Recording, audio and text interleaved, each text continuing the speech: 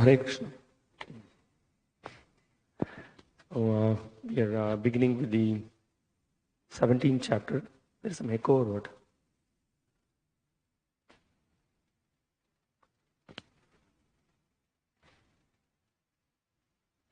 Are we live?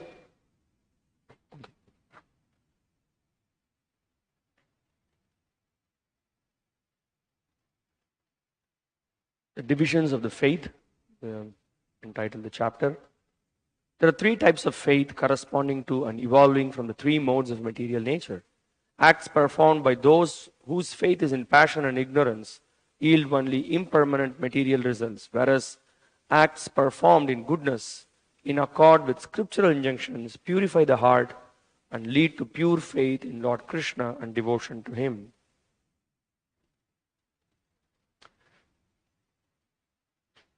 Now, yet again, an important chapter where the Lord explains why there are different faiths. And the faiths are based on what? And what is the faith in goodness? What is the faith in passion? What is the faith in ignorance? All those things are discussed in this chapter. And I would really request you to concentrate to understand why Arjuna is asking a specific question. Really, you need to. There are certain subtleties you should try to look for here. Then you will be able to understand what is it, why he is asking this question. Let's try to understand what is the link between the previous chapter and this chapter. Krishna had explained the position of people who follow Shastra and the position of people who do not follow. What Krishna said in the previous chapter.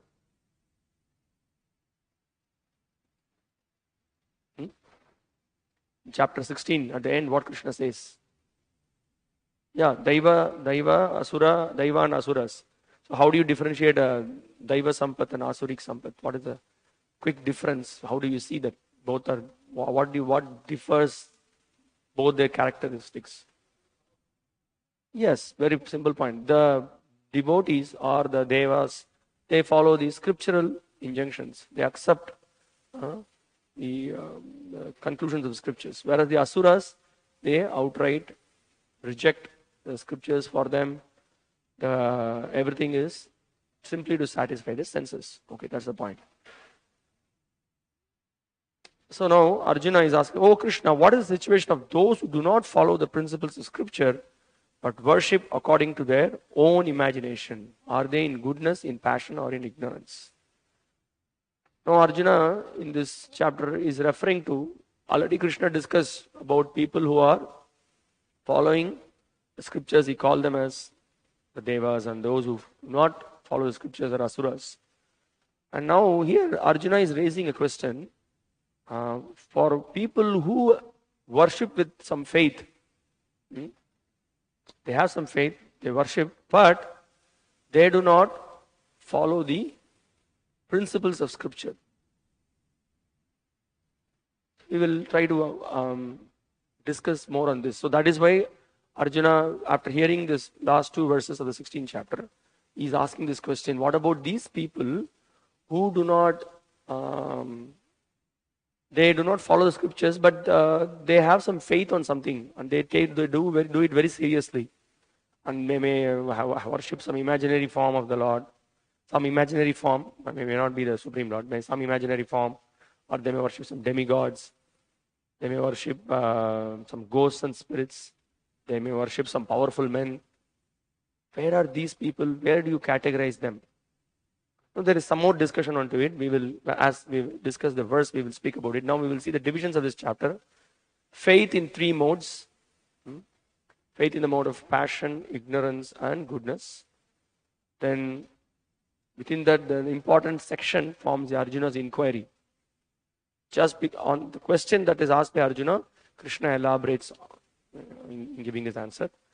And then further, to elaborate more about the different kinds of worship, the different kinds of people's faith.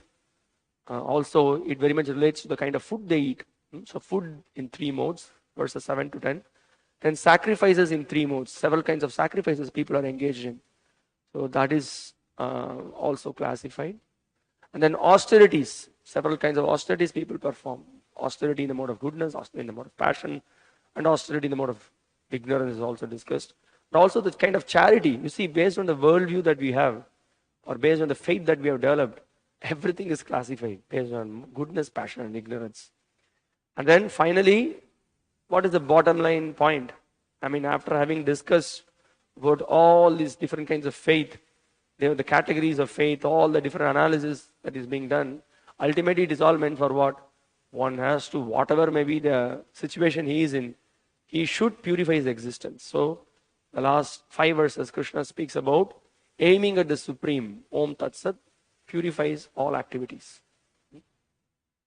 And in fact, in this chapter we can see Krishna is pointing out that how people are carried away by their own set of rules and regulations, certain practices, certain customs, eating habits, the language they speak, the thought process. Everything is based on the kind of faith they develop. And how one acquires certain faith. Supposing I'm some Kali worshipper, he's a Satan worshipper, he's just worshipping nothing. Everybody has got certain kind of faith. How do they acquire that faith? This is something we should think, right?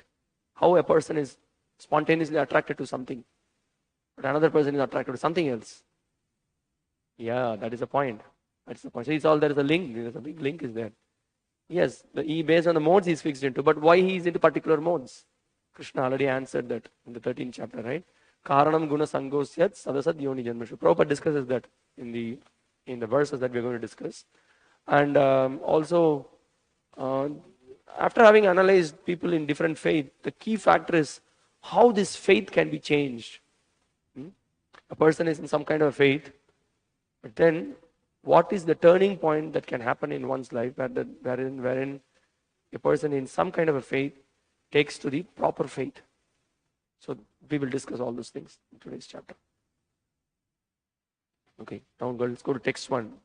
This is an important philosophical point we should try to understand. If you understand this, then you will understand what is the discussion of the rest of the chapter. If you don't understand this, things will be very vague. So please try to concentrate.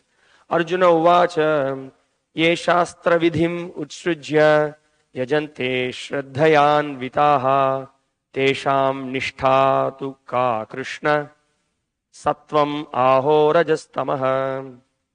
Arjuna inquired, O Krishna, what is the situation of those who do not follow the principles of scripture but worship according to their own imagination?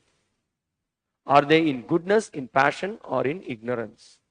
So Arjuna is raising this question. Shastra vidim utstrujya. A person who has given up the injunctions of the scriptures. On the other hand, what he does, yajante shraddhayan vitaha. But still he has some shraddha and he is worshipping something with shraddha, but not according to the scriptural injunctions. So that's what. Tesham nishtha. There is some faith in him. So he has some faith. So where do you put these kind of people? Where do you categorize them? Sattvam, aho, rajas, tamaha. So do you categorize them as sattvic or rajasic or tamasic? How to understand this? The purport Prabhupada discusses the point. In the 4th chapter, 39th verse, it is said that a person faithful to a particular type of worship gradually becomes elevated to the stage of knowledge and attains the highest perfectional stage of peace and prosperity. Krishna explains, Shraddhaval labate jnanam tattvara samyitendriya. Krishna says that a person with proper transcendental knowledge and controlling samyitendriya, he has controlling his senses, he endeavors in that path. So what happens to such a person? Jnatva labdha param shantim. He attains peace very quickly. Krishna says, achirena adigacchati. Very quickly attains the peace. That's what Srila Prabhupada points out that. So I already explained that a person who is faithfully engaged in some worship with proper knowledge, he attains perfection. That he has explained in the 4th chapter. Then further, in the 6th chapter, Krishna very clearly also, the 16th chapter, he distinguishes who is a devotee and who is a demon. One who follows the scriptural injunctions faithfully is called a deva or demigod, and one who does not is called as the demon. Now here is raising the question, what about those who follow the rules which are not mentioned in the scriptures? Now if one with faith follows some rules which are not mentioned in the scriptural injunctions, what is his position? This doubt of Arjuna's is to be cleared by Krishna. Or those who create some sort of God by selecting a human being and placing their faith in him, worshipping in goodness, passion or ignorance. Do such persons attain the perfectional stage of life? Is it possible for them to be situated in real knowledge and elevate themselves to the highest perfectional stage? To those who do not follow the rules and regulations of scriptures, but who have faith in something and worship gods and demigods, and men attain success in their effort? Arjuna is putting these questions to Krishna. Now, let us again remind about the categories.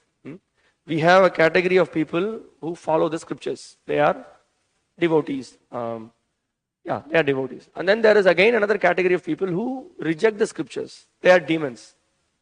Now here the question Arjuna is asking is, they have some faith. They have some faith. They follow some rules and regulations. But they do not follow the scriptures, he says.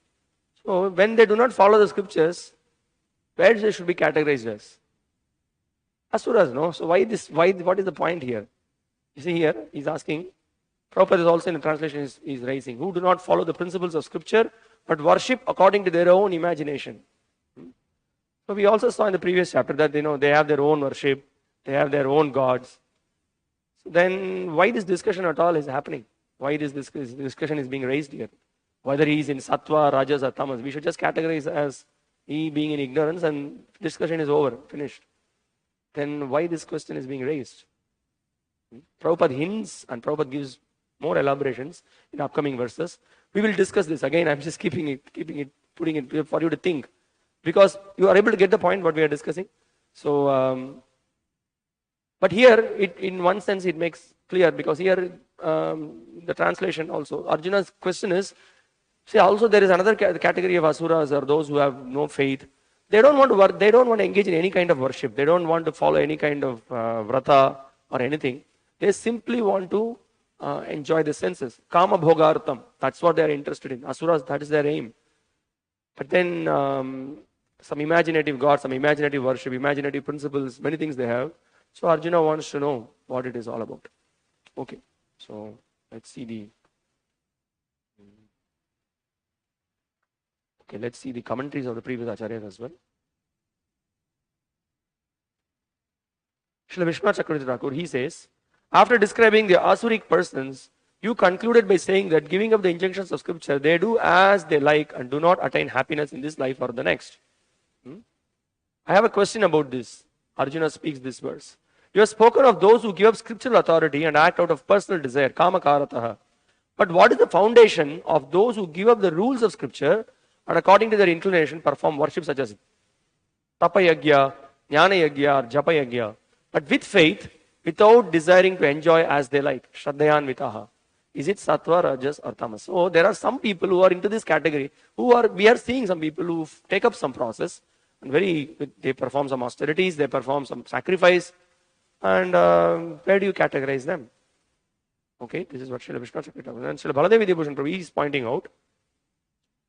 Those who study the Vedas and with faith in the scriptures undertake activities according to its rules are called devas, which is very clear. Those who ignore the Vedas and act as they please without following Vedic rules are called demons or asuras. You have said this in the previous chapter. Now this is my question. Those who, having read and understood the Vedas, which are difficult to understand, please hear carefully, give up the rules out of laziness or other reasons and worship the devas and others with faith born of local custom are in what position? You see here, Arjuna is raising the question. They study the scriptures, but then they engage in the worship of the devatas, or some kula devatas, or as we have here, Periyandichi. So many gods are there. So here it is coming very more close. The question, okay, are they considered among the godly and demoniac types previously defined by ignoring scripture, but having faith and worship? Have they taken shelter of sattva, rajas, or tamas? The word aho is placed in the middle to indicate the two choices, sattva or rajas. Yeah. So here the question is, it is more drilled down. The point is, they study the scriptures, but then also they take up some other worship. Now, what is the point here? By studying scriptures, what should be the conclusion?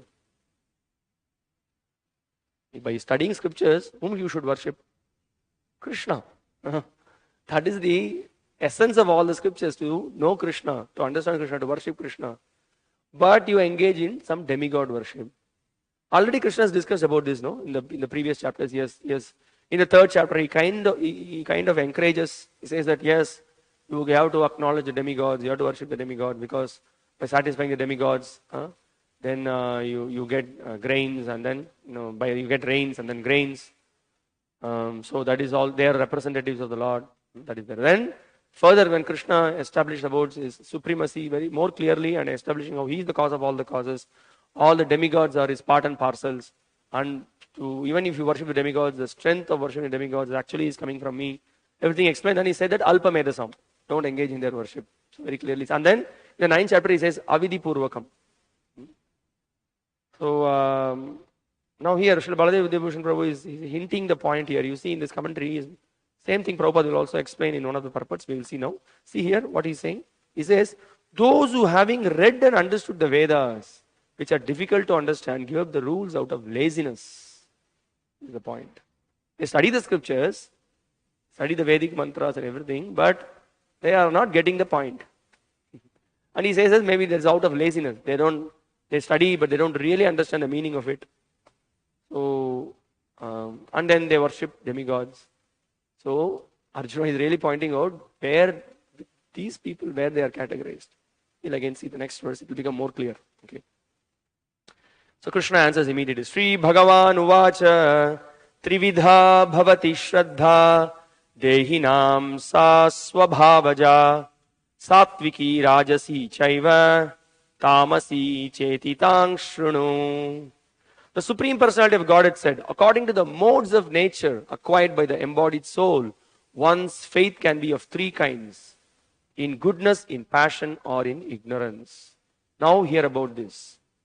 Trividha Bhavati Shraddha. So there are three kinds of Shraddha.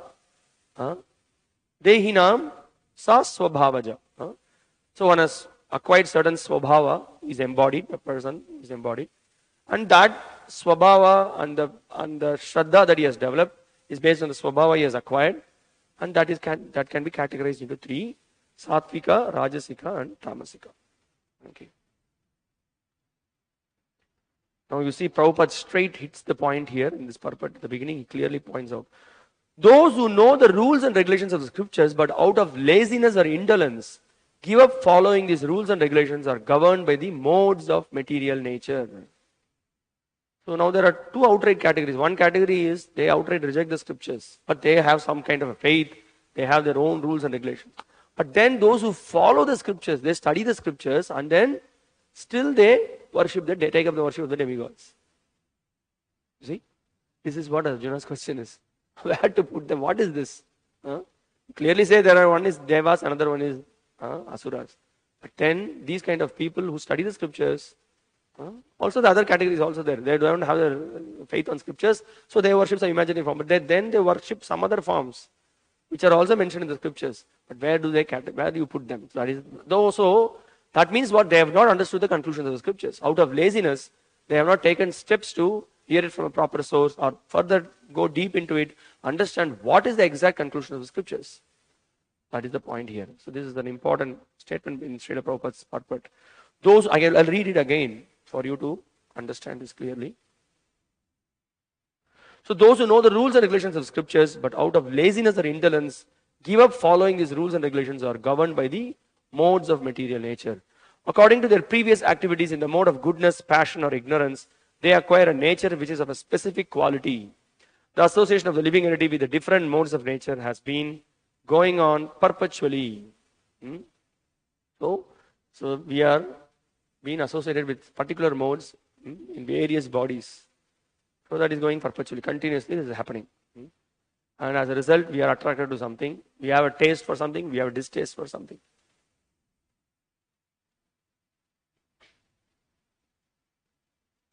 Now here Prabhupada is giving the essential point which we need to understand. So one may be having different kinds of faith, one may be having different kinds of practices, one may be attracted to something, one may be conditioned by something. But then this is the formula Prabhupada is giving. But this nature can be changed if one associates with a bona fide spiritual master and abides by his rules and rules on the scriptures. Gradually one can change his position from ignorance to goodness or from passion to goodness. The conclusion is that blind faith in a particular mode of nature cannot help a person become elevated to the perfectional stage. One has to consider things carefully with intelligence in the association of a bona fide spiritual master. Thus one can change his position to a higher mode of nature. So now this is a very key point. Our faith should not be blind. Our faith should be supported by proper scriptural conclusions, and we will get to know what are the proper scriptural conclusions when we hear from a bona fide spiritual master. Many times people accuse us saying that, oh, this is too much. You are blindly following something. What is this? Hare Krishna, Hare Rama, jumping, going to temple. What you are introducing a new form of worship. Now we have been doing so many. We know whatever we are worshipping, our Kula Devata, our ancestors. We have to know this particular season. We have to sacrifice the goat. We have to, give the bali of this chicken. So many practices they have. So this is based on the faith that we have. There are some people who have different kind of faith, which is coming in tradition from some people whom they follow. So everybody has their own conclusions and their own way of following things. Now, but the point Prabhupada is making here is that, but that kind of a faith is blind. Why we call that as a blind faith? Because your faith is not supported by a proper authority. But rather in this modern world, people blindly follow one important thing. There is no reason to follow in trying to satisfy the senses. Everyone is trying to satisfy the senses. That they don't accept that they are doing it blindly. But when we are trying to go against the principle of satisfying senses, then we say that we are following something blind. So who is crazy? Are we crazy or they are crazy? Because we can see, the more we try to satisfy our senses, are we happy? We are not happy. We are frustrated. And but blindly we fall. We have to do this. We have to go for party. We have to go abroad. We have to earn more money. We have to enjoy. But there is only suffering that we are seeing. But any sane man, he can see this. So that is why there is yoga, as we have just heard. Samyatendriya, the control of senses is stressed. Why it is stressed? Because unless we control the senses and mind, we cannot be sane person. We cannot have happiness. That's why Krishna also points out in the Bhagavad Gita, what he says, the happiness one derives by allowing the senses to come in contact with the sense objects is short-lived, or it has a beginning and an end. Yahi samsparshaja bhoga dukkha yoneya evate adyantavanta kauntaya nateshu ramate Buddha. So Buddha, one who is intelligent, will not dwell in trying to satisfy his senses, trying to acquire some pleasure in the association of the sense objects. He knows it's got a beginning and an end. So this is acting blindly. Not that when somebody accepts the proper bona fide system of religion and he follows the perfect process to come out of the binding of the senses with the sense objects, that is not blind. So that is what is being pointed out here, that gradually one can change his position from ignorance to goodness or from passion to goodness. The conclusion is that blind faith in a particular mode of nature cannot help a person become elevated to the perfectional stage. Okay. Now, we will see the commentary of Srila Madhvacharya, wherein he addresses this issue of what is the question that is being raised by Arjuna. This clarifies gives a good clarity. Also, how Srila Prabhupada is relating to some people, how out of laziness they are not understanding the conclusion of the scriptures. Now we make it more clear. The giving up of the rules of Shastra means remaining ignorant of them, rather than turning away from them, holding them to be invalid. So here, he is speaking about a category of people, outright they are not rejecting the scriptures. They are studying the scriptures. But what is happening? For the Vedic injunction requiring the twice born to be versed in the entire Vedic lore, including its esoteric parts, presupposes actual knowledge and understanding of their meaning, instead of being satisfied with learning the Vedas by heart. See here, there are some people who study the scriptures, who know left, right, and center. There are some people who have completely memorized the Yajurveda. Yajurveda is a big part of the Vedas, and they know all the mantras and everything. And if they ask, so what is the conclusions of the Vedas? Or what is the goal of the Vedas? There are so many goals. Which goal you want? And they will ask. Because there are different sections of the Vedas which is glorifying, you perform this yajna, you will get this benefit. You perform this yajna, you will attain heaven. You can beget a good child. You can get a good wife. Your endeavors can flourish, or your business can flourish. You can do this homa. So many things are there. But then also the conclusions of the scriptures are also there. Or they just study and they don't understand the essence of the scriptures. That's what he's pointing out here. So he's saying, Madhvacharya is pointing out, for the Vedic injunction requiring the twice born to be versed in the entire Vedic lore, including its esoteric parts, presupposes actual knowledge and understanding of their meaning, instead of being satisfied with learning the Vedas by heart. Obviously, this injunction holds good with reference to all the Dvijas. The ignorant disregard this injunction. They are turning away from Shastra Vidhi is thus an act of culpable ignorance. Culpable ignorance means it is you are supposed to know the actual meaning of the scriptures. You should have understood the essence of the scriptures, but out of ignorance you are not getting what is out of laziness or whatever reasons, you have not got the actual message. So you really need to be punished, he says, for this. Out of ignorance you are not understood the conclusion. You are a Dvija, you should speak the truth. You should speak what the conclusion of the Vedas say. You have not done it. And then he quotes from Shruti to support this statement. In this context, the Madhuchandasa Shruti says, those who, in spite of being endowed with sufficient capacity and intelligence to learn and understand the meaning of the Vedas, fail to do so, are guilty of disowning the Vedas. So this is the point. I'll repeat again. Those who, in spite of being endowed with sufficient capacity and intelligence to learn and understand the meaning of the Vedas, fail to do so, are guilty of disowning the Vedas. So now this is the point. So there are very clear conclusions given in the scriptures, but you only take certain portions of it, or you only learn the mantras. You don't go in deeply in trying to understand the conclusions, so you don't get the proper conclusion. So you end up worshipping someone else, anyata devatas. You engage in their worship. Now he makes it more further. He points out Arjuna's question here is not about those who have no regard for the Veda Shastra, but about those who believe in and conform to Vedic tradition. Otherwise, the Lord would have replied to the question as to how such persons as do not adhere to the rules of Shastra but worship with faith alone are to be classified by saying that they are to be put down as tamasas straight away, without taking the trouble to embark upon an exposition of the threefold nature of Shraddha. So it follows then that if Satvikas by nature, such people would not give up the injunction of Shastra, or Satvikas defined as better to Dharma. So now this is the point. So if it is simply only the discussion is about those who are not following the Vedic injunctions, then there is immediately they could be classified as demons.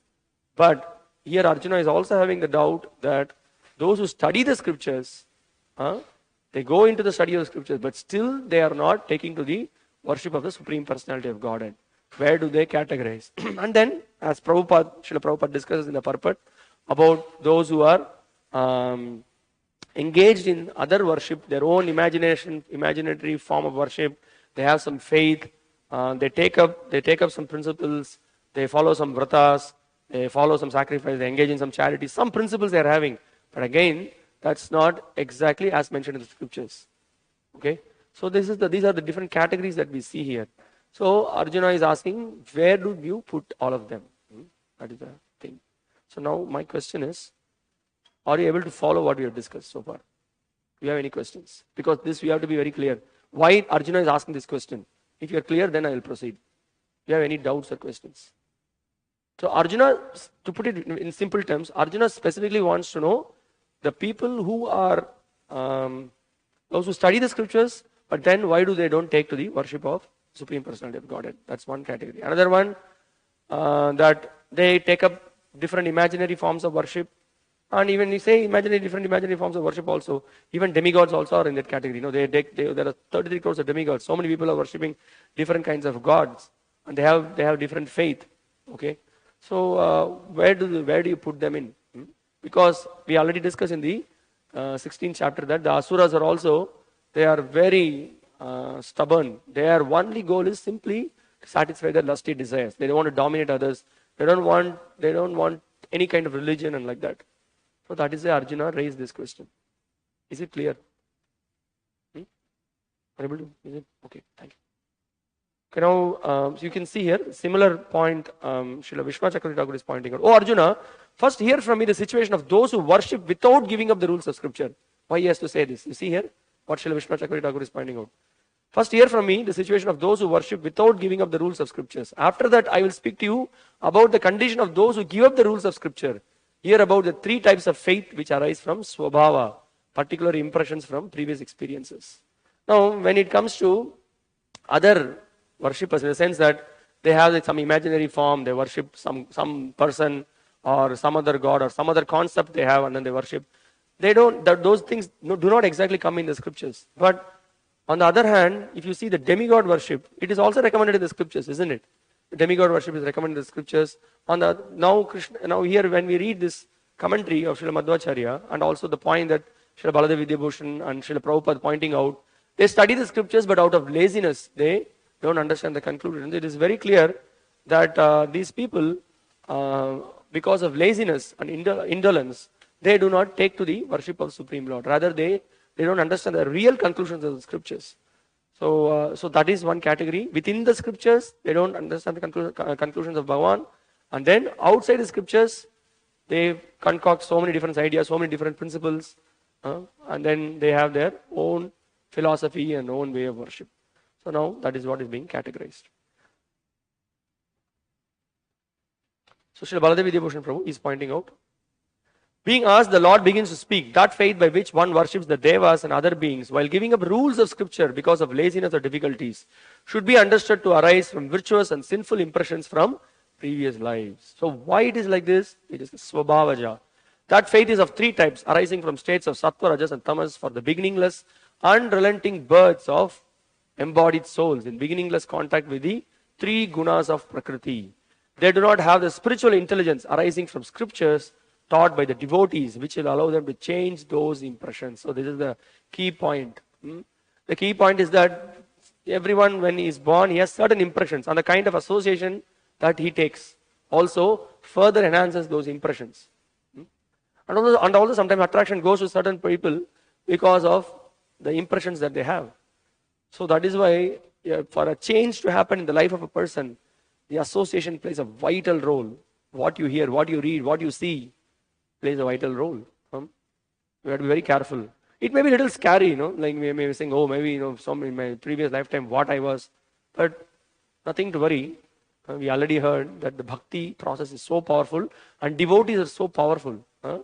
Just by seeing them or hearing from them, and then most important thing is to follow their instructions, then a change can happen in the life of a person. So we don't have to be scared. But also, it is a good warning that is given. When we hear about how our previous sanskaras are giving an impact in our life, then that gives us an impetus for us to take up Krishna consciousness seriously. If I am lethargic, then I could be just any moment devoured by the wave of Maya. So we have to be very, very vigilant in practicing Krishna consciousness. So now, Srila Baladev Vidyabhushan concludes, he says that, therefore the three types of faith which arise from those impressions appear. Faith born from the scriptures is different. It brings about performance of actions only according to the scriptural directions, not because of impressions of the three gunas. Now, the actual faith is the faith born out of the scriptures. See? All other faiths are hovering on, rajas and tamas. Because many things are concoctions for the mind. So that is why sometimes we hear this kind of discussions. What is that? Some people say, you are followers of this and that. But I see someone, he's not following anything, but you see so many good qualities in him. Apparently it appears, he's very neatly dressed. He speaks in a very soft way, very polite way. Appears to be cultured. But then what is the point? His goal of life is sense gratification. No, he denies the existence of God. There are people like that also. That is why Bhagavatam clarifies the point. Yasyasti bhaktir bhagavatya kinchana sarvai gunai tatra samasate suraha harava bhaktasya kuto mahad guna manoratena sati dhavato bihi. He simply hovers on the mental platform. So he's a normal person. He's very peaceful. Yeah, he's peacefully engaged in sense gratification. This is the point. So here we can see here he concludes that actually the proper faith one develops when he ultimately gets to know the essence of the conclusions of scriptures, and which happens by the mercy of a devotee. Otherwise, it's very difficult to come to proper conclusions of the scriptures. Well, nevertheless, also on the other hand, we may see the demigod worship and all those things are recommended. Why? We see it is in the Vedic lore, he gradually makes progress. So we may ask, how is that? Sometimes even one can question how the demigod worship is in sattva, in sattva guna. Why? Because there is always a connection with Vishnu. How is that? There are some yagyas being performed, and first of all, the demigods are representatives of Vishnu. That is one point. Second point is that all the names of demigods, Sripad Madhvacharya, he points out that all those names are secondary names of Vishnu. Indra is actually name of Vishnu.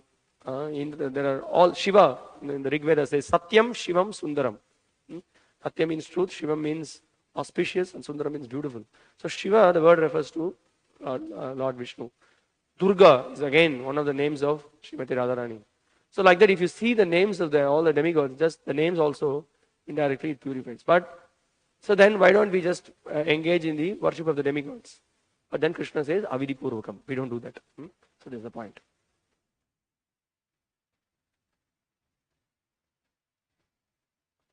Okay, now before I just want to show you how there are different kinds of people who have different kinds of faith, and it is really mind-boggling when you see how they perform, engage in some austerities and engage in some kind of worship.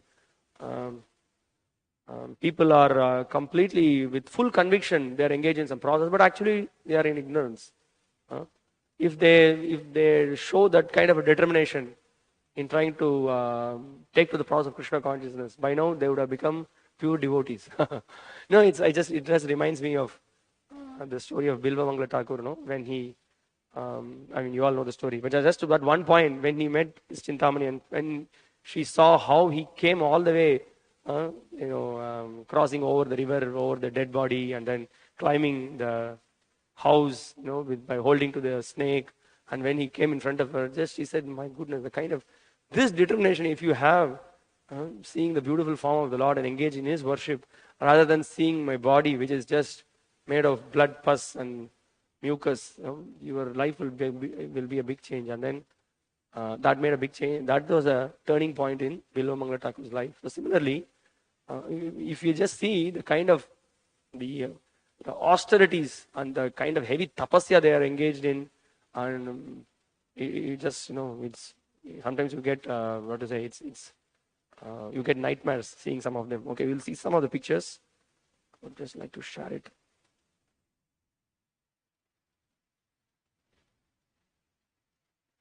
People with different faith, they do different worship. Some of them they worship. They engage in worship of the river. They worship the holy rivers. Some of them, they perform austerities for 45 days, 50 days with great faith, with whole body. They take bath early in the morning. With wet cloth, they walk. We can also see here people walking all the way to some Devi temples. And then, people have different kind of worship. Some of them, they worship Ganapati, proper puja. Some of them are worshippers of Vishnu. Some of them engage seriously in yagyas. Some of them they worship the rivers with great faith, perform in arati. Some of them they worship the trees. For them, the worship of the tree, and then they expect that some child will be born. So they have some certain worships. Some of them they worship the nagas. And some of them they even, you can see, they worship the cows, which is recommended in the scriptures. Some of them they worship the nagas, they they, they, they worship the milk, and then still in many places it is being done. And okay, some of them they worship the Shiva Lingas. They worship Shiva, and then you have this Ganesh Chaturthi. During the day of Ganesh Chaturthi, we can also see here people nowadays they do not have any idea why they do Ganesh Puja. They just buy the Ganesh made of clay. They keep it for 2 days, 3 days, and then what they do? We can see nowadays become even more worse than when it was 25 years back. At least some devotional songs. People used to come and then have culture. They will sing some songs. There's a devotional song. Now they start with it begins with a devotional song, and then all cinema songs. Here we have only Durga worship. Other places we can see the VHP also very much. They promote this everywhere. They spend a lot of money. They do collection also from the local places. And then what do? They start with the devotional song and all film songs, later song. And then I've seen them. I'm not exaggerating. I've seen they give remote control in the hand of Ganesh. They put some kind of spectacles and all those things and make it so crazy actually. On cricket bat also, it's true. I've seen one place also they are giving cricket bat to Ganesh. All craziness, all madness going on. So it's all coming up out of ignorance. So they do worship. They do such kind of a worship, and then they worship Durga, and then all for material benefit. Oh yes, they worship Durga. It's all for material benefit. They expect something. Dhanam Dehi, Rupam Dehi, Bharyavati Dehi. And then they also we can see some kind of songs they sing, and then also some places you can see slaughterhouses. They have the if you see what Durga Devi what she is be very happy to honor, she would like to take Vishnu Prasad, but they have some slaughterhouses in the name of Durga, and then they kill so many animals. So they're called Muda Bhakti, then it's called as the fanatics, and they have from where they get strength. They prepare their mind, and then they 45 days they fast, and then they perform some kind of austerities. You see this lady, heavy tapasya she performs, and all with some motivation and some ideas, all born out of certain. These are all on the lower levels of faith. So they carry some chariot, and they have all this trishuls on their tongue, and this is again another ghastly worship. He kills some animals and he prepares himself. And okay, I don't want to show more pictures. They do the goat slaughter, and then if you go to Nepal, there is, oh my goodness, it's heavy. On a particular day, they slaughter so many buffaloes. Correct? Where is that? In Pashupatinath, near Pashupatinath temple. Kadimai. Yeah. So people have different faith, and their faith is born out of. And then there are others who have their own way of worship. For them, they smoke marijuana, and then they think themselves the Angaropasana. They think they are the supreme God, and they have their own worship. So many Babas are there, and so like that. Some of them they think themselves to be that supreme God, and some of them they worship them as Shiva. So there are so many pictures. But let's come back to the purports. Okay. So and then some of them they worship their boss as the guru. Some of them worship some powerful local leaders as their guru. The politicians as the guru. And in one place we heard that there was a family. The dog helped them to save them from. There were some robbers and some thieves. They attacked the house. There were some 2 dogs, which I think the incident happened in Bihar. I think it helped in saving them. So they built a temple. They built a temple for that, and then there are some people worshipping. So people have different kinds of faith, different kinds of understanding, and they think that is a perfection. They don't. If you can't question them. If you ask them, no, you do your worship, we do our worship. Don't question. For this will give perfection. Many people, somebody had a heart attack, and then he was advised to go to that place in Maharashtra, Shirdi. So he went there, and then his heart problem was solved. I had one of my colleagues in the office who had. I asked him, so what is this? How you started worshiping? Really, I tell you, it really works. This is what he said. Nothing more than that. I tell you, you just go. And then I heard from that he's contributing. I was trying to asked him for some donations for temple construction. He said that no, I'm already contributing for the golden temple that is in somewhere in Houston. There is a temple that is being built for that. So, but it's not something solid. The faith is not based on scriptures or on conclusions of the scriptures, which are supported by the acharyas and other gurus who have followed. But they are spontaneously attracted to something ultimately for some material benefit. Okay. Sattvanurupa sarvasya shraddha bhavati bharata shraddha mayo yang purusho yoyat shraddha sa eva saha. It's an important verse to learn. O son of Bharata, according to one's existence under the various modes of nature, one evolves a particular kind of faith. The living being is said to be of a particular faith according to the modes he has acquired. So Krishna is making it very clear here. Sattvanurupa sarvasya. So here, generally sattva means how Prabhupada translates it. You can see so many purports in Gita, Bhagavatam, others. Sattva means how he translates. Goodness, yes. Sattva means goodness. But here you can see specifically Sattvanurupa. Sattvanurupa here refers to the existence, according to one's existence. One's existence is determined by the kind of faith he has acquired. Shraddha bhavati bharata. And also in the translation you can see, according to one's existence under the various modes of nature. Where is modes of nature in this shloka? Can you see? Sattvanu rupa sarvasya shraddha bhavati bharata. Shraddha mayoyang purusho.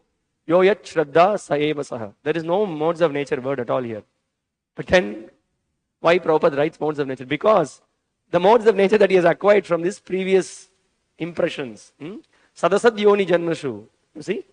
So, he acquires certain modes of nature. So, that is why he is pointing out that according to one's existence under the various modes of nature, what was his existence in the previous life, in which mode of nature he was in. So, those samskaras is being carried in this. So, antakarana.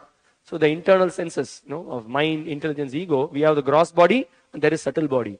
So, whatever modes he has acquired, he is carrying it to this life. And his faith is now attracting himself to something. So Krishna explains, one evolves a particular kind of faith. The living being is said to be of a particular faith according to the modes he has acquired. So, yoyat shraddha sa eva saha. So, he has a particular faith. Now, based on this, we can classify then all the religions in this world. Why there are so many religions? Why there are so many different kinds of gods? So, we will deal with that. Prabhupada discusses in this purport. Faith, everyone has a particular type of faith regardless of what he is, but his faith is considered good, passionate or ignorant according to the nature he has acquired. Thus, according to his particular type of faith, one associates with certain persons. So then Prabhupada goes on to explain how the jiva is, by its constitutional position, by its nature, what he is. He is in sattva, rajas or tamas. Sorry? Yeah, he is not in sattva, rajas or tamas. So there is some philosophy also. Some of them are sattvic soul, some of them are rajasika. No, but by nature the jivas are beyond sattva, rajas and tamas. Asangoyam purushaha. The jiva has got nothing to do with this material nature, nothing to do with this material world. So Prabhupada addresses this in purport. You see this purport? He's immediately pointing out. So he says, but so originally he is transcendental to all the modes of material nature. But when one forgets his relationship with the Supreme, then Supreme Personality of Godhead, and comes into contact with the material nature in conditional life, he generates his own position by association with the different varieties of material nature. The resultant artificial faith and existence are only material. Although one may be conducted by some impression or some conception of life, originally he is nirguna or transcendental. Now here comes the point. So he has no gunas. So nirguna means he is transcendental. Now that he is bereft of any gunas. So this is the point. By nature we are transcendental, but we are conditioned because of the previous impressions and because of trying to lord over the material nature. So here Prabhupada is urging the readers, therefore one has to become cleansed of the material contamination that he has acquired in order to regain his relationship with the Supreme Lord. That is the only path back without fear, Krishna consciousness. If one is situated in Krishna consciousness, then that path is guaranteed for his elevation to the perfectional stage. If one does not take to this path of self-realization, then is surely to be conducted by the influence of the modes of nature. So now this is the point. So again, the same point is being stressed here, that although we have some certain impressions, we are conditioned in certain ways, we have to take to this pure transcendental path. Then our faith, which is based on sattva, rajas, tamas, we can overcome that, and then we can develop this complete faith. What is that complete faith? That we have discussed before also. Shraddha shabdhe visvashakahe shuddrida nischay Krishna bhakti kaile sarva karma kritahai. So one can develop full faith that Krishna is the Supreme Personality of Godhead. We are His eternal servants simply by engaging in His transcendental loving service. That in itself is sufficient. We don't have to endeavor to anything else. So one can come to that faith. So Prabhupada further discusses about the faith here.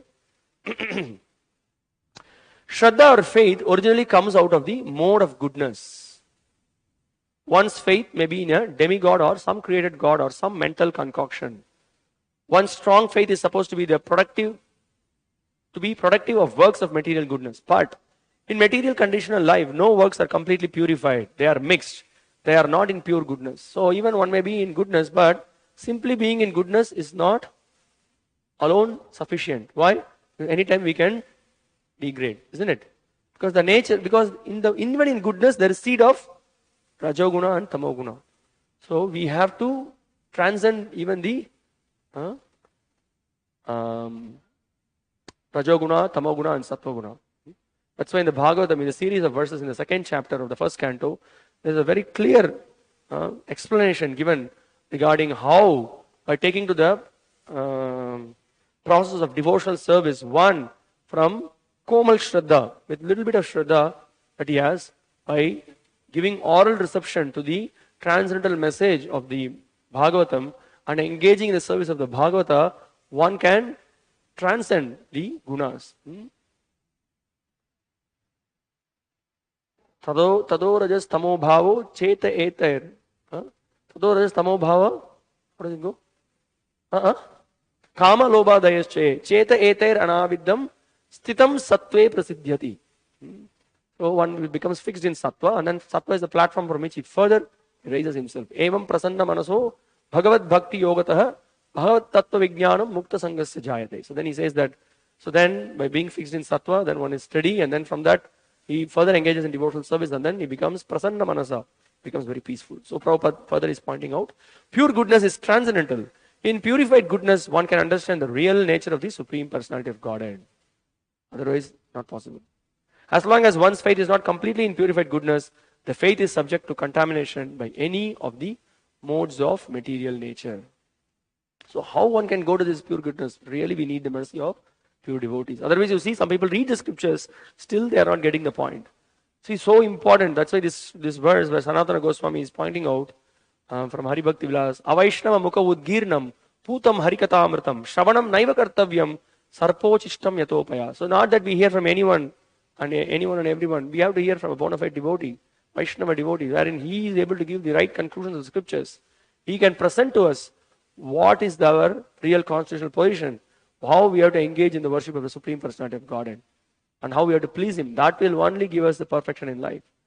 Otherwise, we will be lost. That real faith will not develop in us. And when that real faith doesn't develop in us, we can never be happy. We may be serving so many others. We have to serve the Supreme Lord. That is our constitutional position. Dasa bhuta harereva na anya seva kadachana.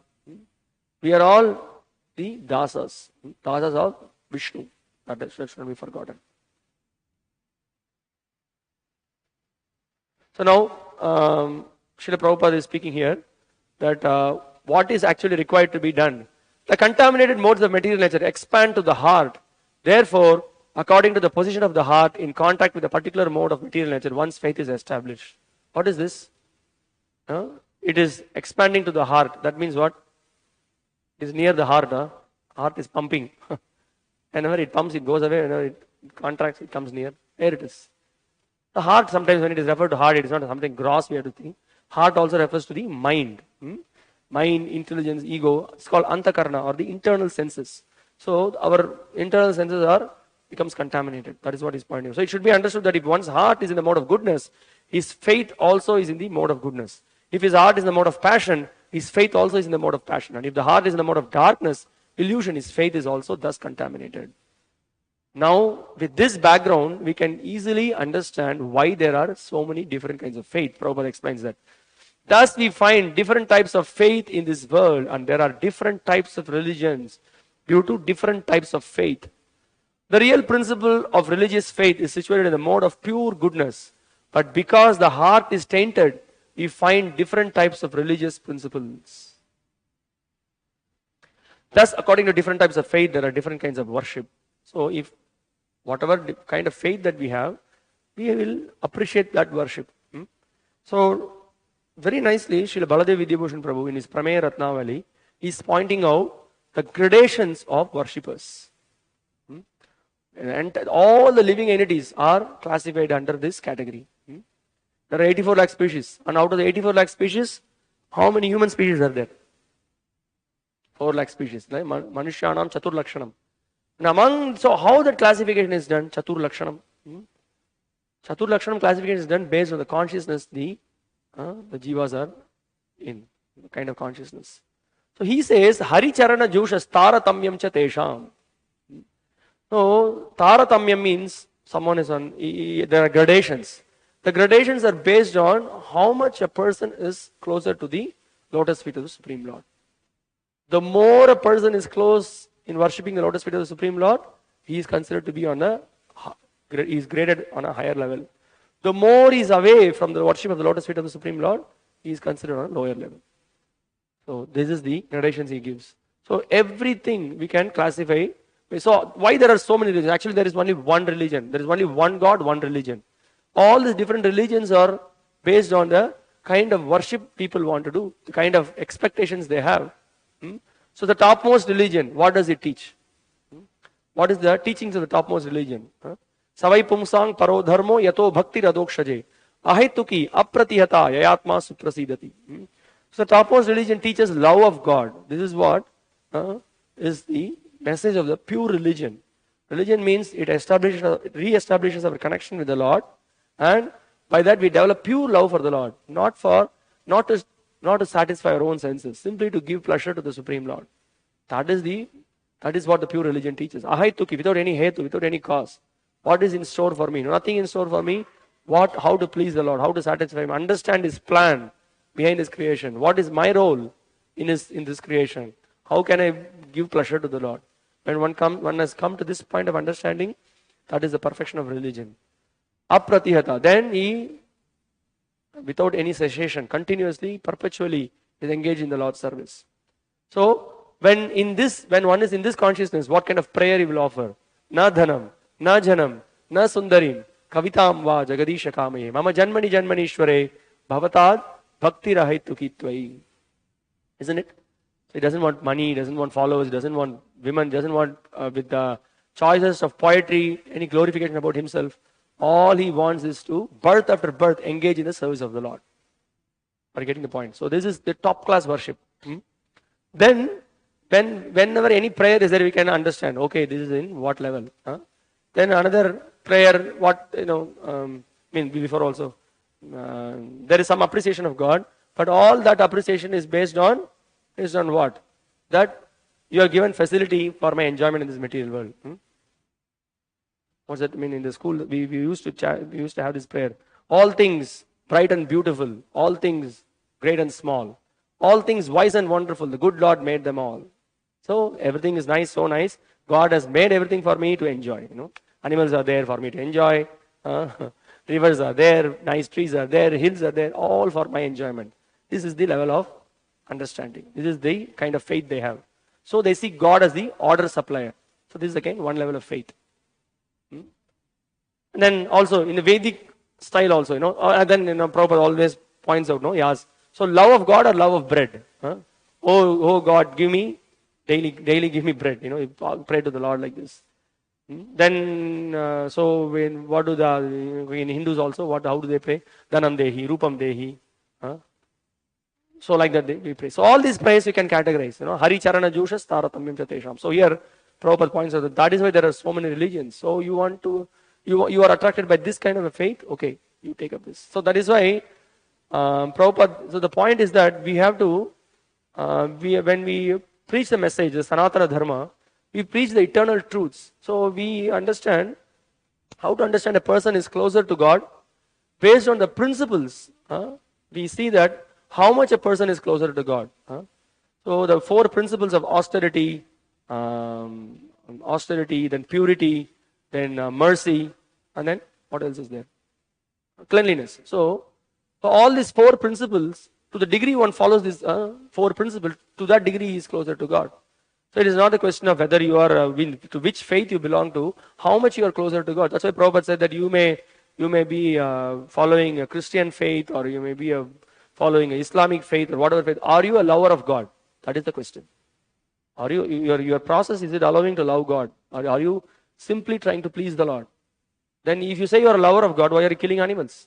Because these animals are all our brothers and sisters. They are also God's creation. So how can you love God? On one hand you say you are loving God, other hand you are killing the Lord's son. So it is not at all sensible. So now this is the point. So to the degree you follow the principles of religion, to that degree you are closer to God. So that's why some people, they saying that, oh, what you're Hare Krishna, are you converting people? No, we are not converting people. We are trying to help people who have forgotten their relationship with God. We are trying to revive their relationship with God. That's what we are trying to do. So that we need to understand. So this is the point. And Bhagavatam also, that's why Bhagavatam is considered one of the different scriptures are there, and Srimad Bhagavatam is considered to be the topmost Amala Purana, which gives this message of developing pure love for God. All the details of how to do that is given in the Srimad Bhagavatam. So as Srila Prabhupada compares, he gives the example of the different dictionaries. You have a small dictionary, and then you have the big Chambers dictionary, which contains the meaning of all the words, or whatever is there, you can find it there. But in a small dictionary only, maybe some information is there, some explanation is there. But then if you want to get into more detailed explanation, then you have to take up to the study of higher scriptures. So one who is open-minded, one who is really seeking for truth, he can do that. Otherwise, one will be so, he will be so narrow-minded, and he says, oh, this is my God. What is my God, your God? God is universal. He's for everyone. Actually, it's interesting. Gokul once he said, he was pointing out that one lady was saying that, I think she was from Croatia, I think. Oh, this is my God. He said that, what is this your God? He's not from here. He's from Jerusalem. Speaking about the Christians. So Jesus was born in Jerusalem. What you are saying that he's my God. He's there. He's for everyone. So people have different. So basically, this is the point. That you have different. You are attracted to different faith based on different gunas that you are into. But the real awakening happens when you come in touch with the bona fide devotee. When you come with bona fide scriptures, then a change can happen in life. So we should never underestimate the power of Krishna Kirtan, Krishna Katha, and Krishna Prasadam. Specifically, Prasadam can also change the consciousness of the person. Okay, again there is a commentary with Sripad Madhvacharya. He says, he is referring to a Srimad Bhagavatam verse, Canto 11, chapter 19, text 34. In leisure, you can take a look at it. So he points out that everybody has a certain faith. So, okay, I'll just read it. So what? The nature of Shraddha or faith is essentially the quality of Sattva Guna, the mode of goodness. This is confirmed in the Srimad Bhagavatam, Canto 11, chapter 19, text 34, beginning, Shaucham Japas Tapo Homa, Shraddha Tityam, where it states, internal and external cleanliness, chanting of Lord Krishna's holy names, propitiation of the Supreme Lord and faith. All these are the qualities of Sattva or goodness. Therefore, the question may arise, how can Shraddha be considered threefold? Considering this point, Lord Krishna clarifies that the faith of a person is influenced by the gunas or the modes of material nature that one is situated in, and it is threefold. Thus, the faith of one, either intelligent or ignorant, is determined according to the quality of their consciousness. All jivas or embodied beings exist verily as what their faith is. The worldly person has faith in their possessions. The spiritual person has faith in their religion. The strong man has faith in his power. The beautiful woman has faith in her beauty, etc. one is endowed with faith in the present life. That is the residue of the faith one had in previous life. So the same point we discussed in Srila Prabhupada's purport.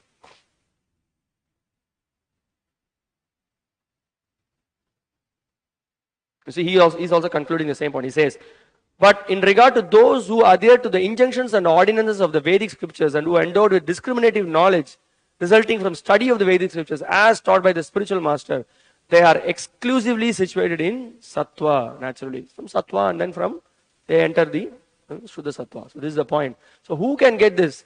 One who, under the guidance of a bona fide spiritual master, is able to discriminate what is right, what is wrong, what is dharma, what is adharma. Such a person is eligible to go further up in spiritual life. Okay, text 4. Now, what is the results of worshipping with different faiths? That Krishna discusses in this verse. Yajante sattvika devan yaksha raksham sijajasaha pretan bhuta ganang chanye yajante tamasa janaha. Men in the mode of goodness worship the demigods. Those in the mode of passion worship the demons. And those in the mode of ignorance worship ghosts and spirits.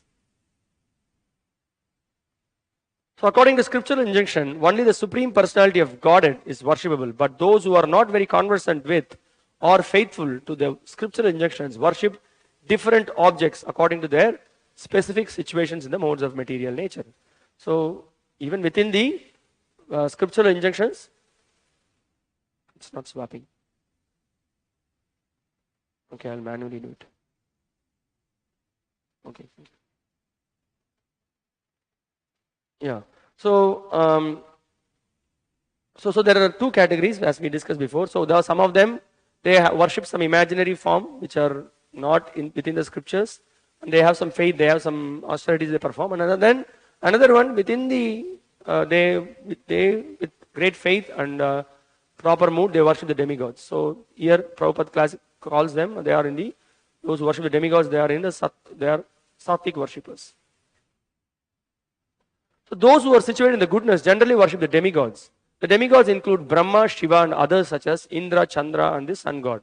So there are various demigods. Those in goodness worship a particular demigod for a particular purpose. So I will just like to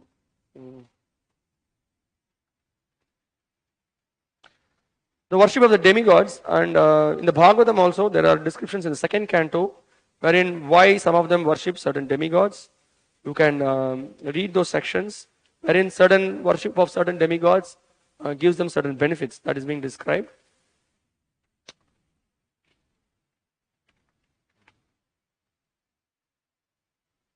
You see, I'm just reading from a book, Who is Supreme, where there is a reference that is given how certain demigods are worshipped for certain purposes. For persons covered by ignorance, the worship of Agni and Shiva is recommended. For persons in passion, it is better to worship Lord Brahma. Individuals who are influenced by a mixture of ignorance, passion and goodness are advised to worship Goddess Saraswati and the Pitas. Those governed by the mode of goodness mixed with passion should worship the sun god, Vivaswan.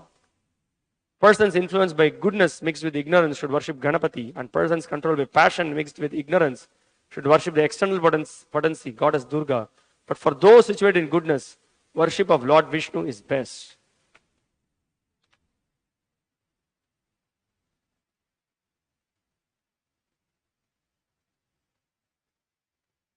Okay, now I just read this because there are descriptions in the scriptures to bring the attention of people who are having attraction for various forms of worship. So the scriptures recommend, okay, you do this kind of a demigod worship, you perform this demigod worship. Then what is it is like the sugar coated pill, you know, there is some kind of a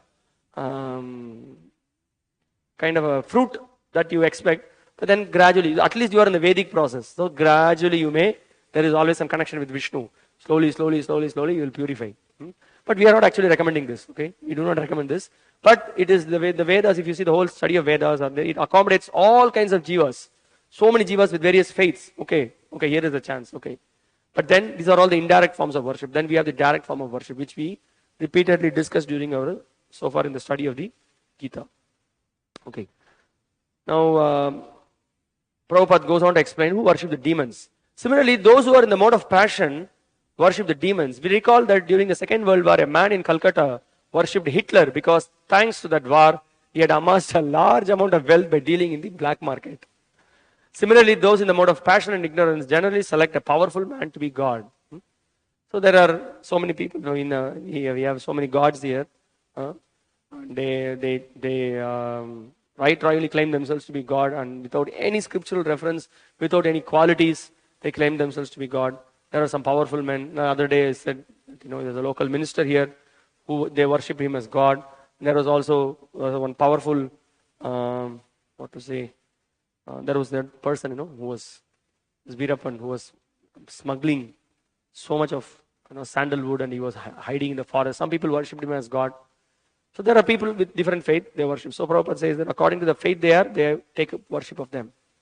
And then comes to the tamasic worship, which is even more deadly, that Prabhupada is pointing out. Those who are in the mode of ignorance, in darkness, worship dead spirits. Sometimes people worship at the tomb of some dead man. Sexual service is also considered to be in the mode of darkness. Similarly, in remote villages in India, there are worshippers of ghosts. We have seen that in India, the lower class people sometimes go to the forest, and if they have knowledge that a ghost lives in a tree, they worship the tree and offer sacrifices. Even now we can see in some of the villages these things are going on. But then, what is the proper worship? Prabhupada concludes, after having said all these different three kinds of worship, Prabhupada concludes the purport with the point that the perfect worship is Sattvam Vishuddham Vasudeva Sabditam, the worship of Supreme Personality of Godhead. One is considered to be in pure goodness.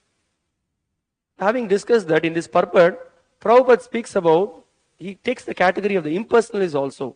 The impersonalists are engaged in the Panchopasana. So we have discussed this before also. The Panchopasana is the worship of the 5 deities. The 5 deities, usually Vishnu, Shiva, Durga, Ganesh, and Surya. And they have their own reasons. Actually, this to give a simple reason is that they start with some form of worship, so to fix their mind.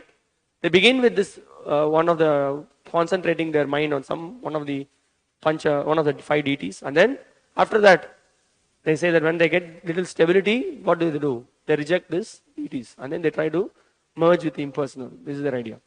But there is also some other philosophy they have behind this Panchopasana. So they first worship Durga, considering her to be the Shakti. And then they worship Surya. So they said that all the energy is in the sun, and he is a visible God here. So like that, some of them they take up the worship of Surya, and then they worship Ganesh. They consider him to be in animal form. He was, also some people make critical comments like zoomorphism. They say so God in the form of animal. So they do engage in Ganesh worship. They consider to be one of the controllers, and then they take Shiva to be the energetic, and he is the impersonal. So they worship Shiva, and then finally, Srila Bhakti Thakur also discusses in his book how gradually this Panchopasana, then somehow by the association of devotees, they come to the worship of Vishnu. But usually this Panchopasana is being done by these impersonalists, and their idea is that we finally merge with impersonalism. So they develop that kind of faith. Prabhupada here points out that they worship the impersonal Vishnu form in the material world, which is known as philosophized Vishnu. Vishnu is the expansion of the Supreme Personality of Godhead, but the impersonalists, because they do not ultimately believe in the Supreme Personality of Godhead, imagine that the Vishnu form is just another aspect of the impersonal Brahman. So this is the philosophized Vishnu. They take Vishnu to be an impersonal concept. Similarly, also, they imagine that Lord Brahma is the impersonal form in the material mode of passion. Thus, they sometimes describe 5 kinds of gods that are worshipable, but because they think that the actual path is impersonal Brahman, they dispose of all worshipable objects at the ultimate end. So this we discussed before also, no? So begin with, they take all these deities, and then what do? They reject it totally. And also we can see, they take Ganesh and then they throw it in the sea, throw it in the well, and like that. This is what is their faith. So again, you can see almost in the last 2-3 purposes, we are making the point that Prabhupada again and again coming to the essential conclusion. He says, in conclusion, the different qualities of the material modes of nature can be purified through association with persons who are of transcendental nature. So on one hand, we are doing an analysis of trying to understand what are these different faiths, why one is attracted to different kinds of faith, why one is mind is fixed on some kind of a worship. Then what is the bottom line of this discussion, that how one has to purify this faith. One can purify only in the association of devotees. So that is the whole discussion. Okay, then Srila Vishwanath Chakravarti Thakur and Srila Baladev Vidyabhushan Prabhu, in their commentaries, they are giving some more technical details about the bhutas and pretas and rakshasas. So we will see that. So they are explaining that the Lord clarifies what he has said. Those with sattvic antakarana means with those with sattvic impressions. There is no subtle body. He is referring to subtle body. With sattvic faith, with rules of sattvic scripture, worship devatas.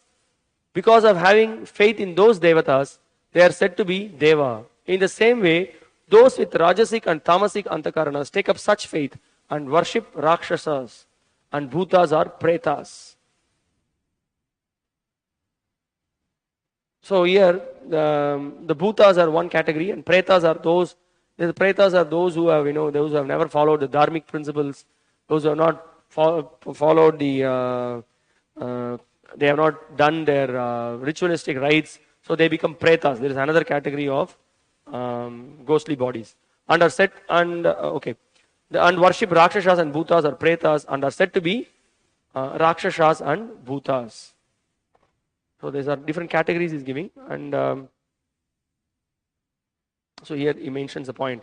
According to Baladeva, the pretas are the spirits of those who have fallen from caste duties, or else a type of pishacha.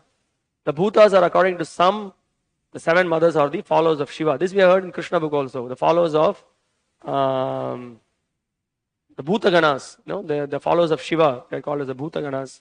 And then the seven mothers also that we hear in Krishna book also. They are called as by the name Chamundi. There are different names of followers of Durga that is also given. I think I have the reference also for that. Here it is. They have. So they are called as Brahmani, Vaishnavi, Maheshwari, Kaumari, Varahi, Indrani, and Chamundi. So these are all there are different people who worship them. Okay.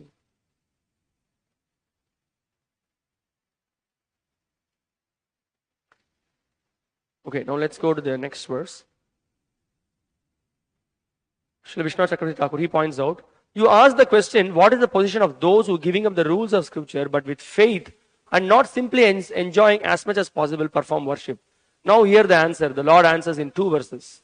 In the previous chapter, Baladev Vidyabhushan Prabhu points out, in the previous chapter the Lord said that those who do not follow Vedic authority are never freed from lower births.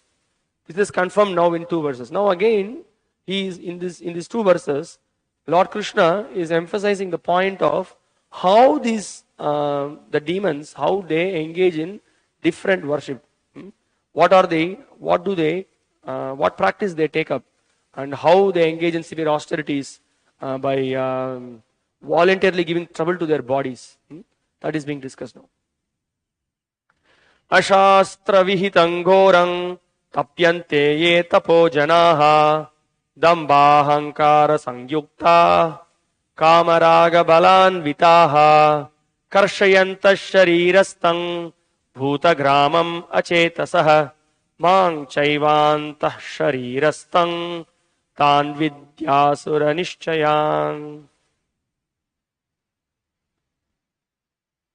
Those who undergo severe austerities and penances not recommended in the scriptures, performing them out of pride and egoism, who are impelled by lust and attachment, who are foolish and who torture the material elements of the body, as well as the super soul dwelling within, are to be known as demons.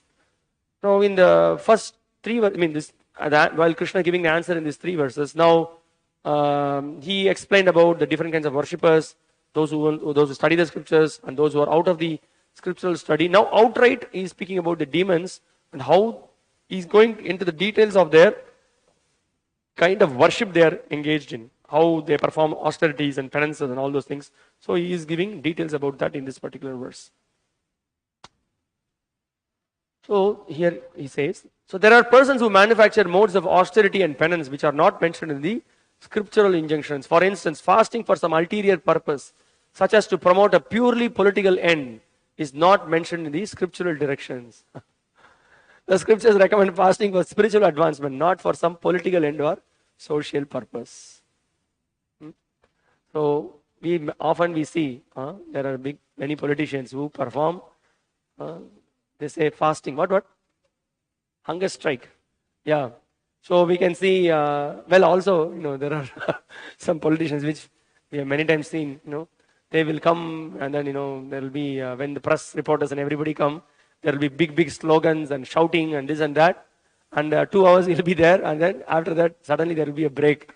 He will go and then take some idli from Sarana Bhavan and dosas and like that, bogus fellows. But there are some really, who are those you cannot call them innocent. There are some people who have blind faith in these so-called leaders, and what do? They're really they're called as the the workers, party workers. And really he will fast, he will perform so many austerities, and the fellow will die also. Sometimes he puts kerosene, and then you can see immediately, oh, such and such a fellow died for our party. And then, we will give them so much compensation, all big cheating. So Prabhupada says that these are all heavy, passionate and passionate activities which they are engaged in. It's not recommended in the scriptures at all. And also we can see the higher cadre asuras. We can take the example of Hiranyakashipu, how he was performing austerities. His whole bone was seen. He was pushing himself so much. He was performing austerities. And then Vrikasura, how much he was almost about to cut his head. Then Shiva came out. Shiva came out and wanted to please him. So like that we can see all this. So Prabhupada is pointing out to these people.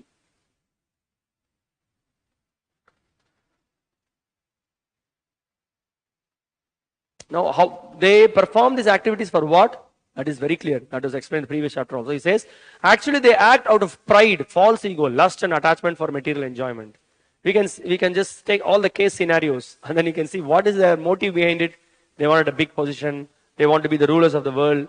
They want everybody to be under their control. This is their motive, nothing else. So Prabhupada points out that. So what is the result of such demoniac activities? So the result of such demoniac activities is that they are again sent to demoniac species. So Prabhupada says that a demoniac person may think that he can force his enemy or other parties to comply with his desire by this method, but sometimes one dies by such fasting.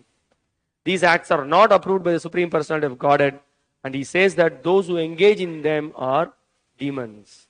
Such demonstrations are insults to the Supreme Personality of Godhead because they are enacted in disobedience to the Vedic scriptural injunctions. Why it is insult to the Supreme Lord? Why it is insulting to the Supreme Lord? Because they outright reject the instructions of the Lord. So the Lord doesn't like it. So you may say, why the Lord is getting disturbed? The Lord is not disturbed in one sense. He is Atma Rama, he is Apta Kama, he is not disturbed.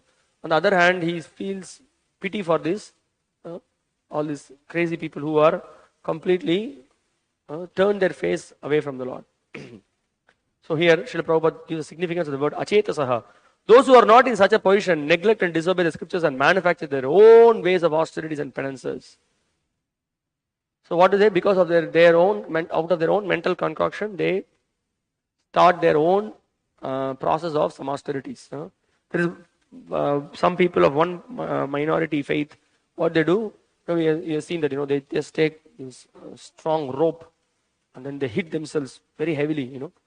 Very horrible. To see. They just beat themselves, hit themselves, and then some people they say that they are actually doing the same party, same people who belong to that particular faith. What do they do? They die themselves, thinking that they are performing the spiritual act. This is the greatest service they are doing for God. What they do? They go in a bus, they put some explosives, they die, and then they're very happy to see that other 20 people died. So what kind of a faith is this? Very dangerous. So we see so many incidents happening because they say this is what is mentioned in there. Anybody who sacrifices their life for the sake of God and engages in this activity, they will enjoy so many virgins in the heaven. I don't know what kind of a sanity it has got, this kind of a promotion of religion.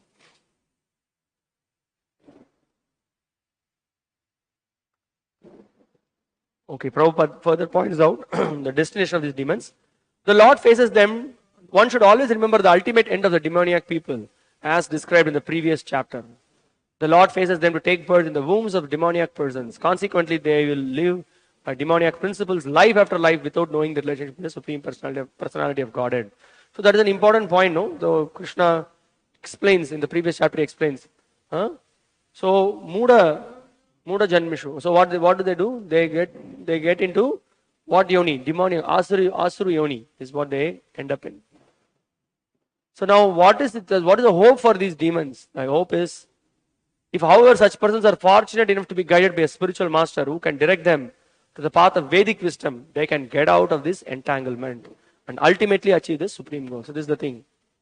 So the pure devotees are the hope for the entire humanity, to the entire universe. Wherever the pure devotees are there, it's all auspicious.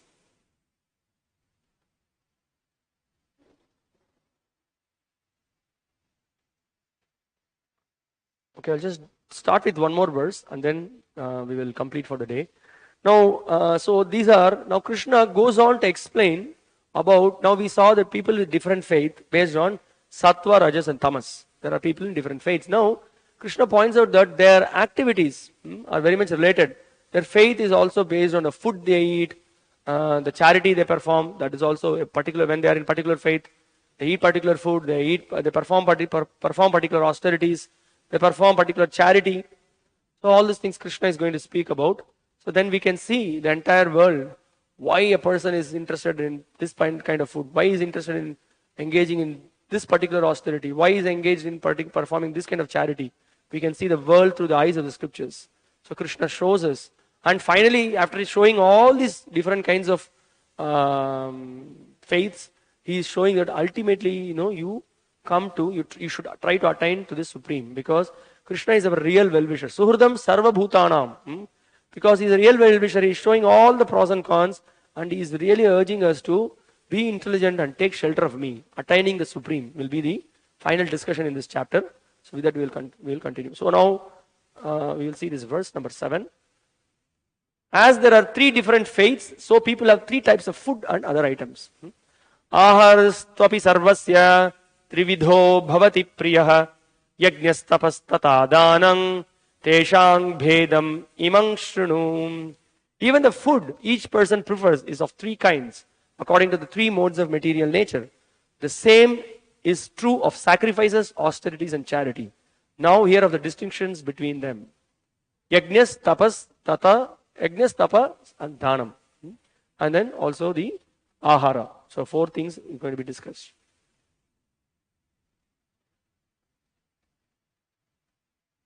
So that is the whole point. No? So now it's not that all worship is same, all food that you eat is same, everything is same. No, we don't follow this jatomat tatopat. That's not our philosophy. No, not that all roads leads to the same destination. Different roads lead to different destination. So the kind of worship that you do, the kind of food you eat, the kind of austerity you perform, you're going to face different results for that. So what are those different results? What is the different foods? We will discuss tomorrow. So we will stop here. Yes. Do you have any questions or comments? Questions or comments? Is there anything? Did you understand Arjuna's question? That is an important point. Do you have any doubts? Those who are online, if you have any doubts, please send a message through WhatsApp. If you are you have any other doubt, I will also try to send that particular quote of Madhvacharya in the WhatsApp group. I will send it, so it will be very helpful for you. Because it's amazing. From his commentary we could see, and you can see Srila Prabhupada and Baladev Vidyabhushan Prabhu is speaking about it, but you get more clarity when you see that particular commentary. Okay, if you don't have any questions or comments, we will finish for the day and we will continue tomorrow. Bhagavad Gita as it is ki jai. Srila Prabhupada ki jai. Hare Krishna.